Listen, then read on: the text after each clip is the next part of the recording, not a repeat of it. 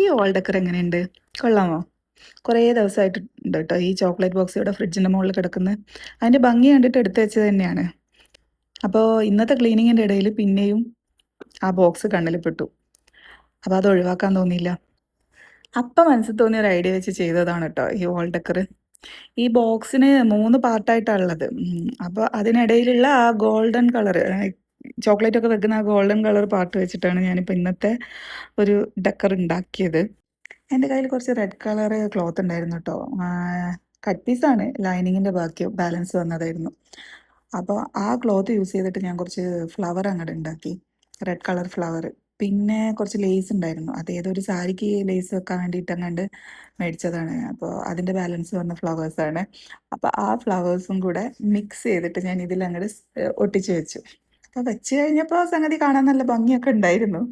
പിന്നെയും അതിനെന്തെങ്കിലുമൊക്കെ അലങ്കോല പണികൾ നടത്തണ്ടേന്ന് കരുതിയിട്ട് അവിടെ ഒരു LED ലൈറ്റ് ഉണ്ടായിരുന്നു.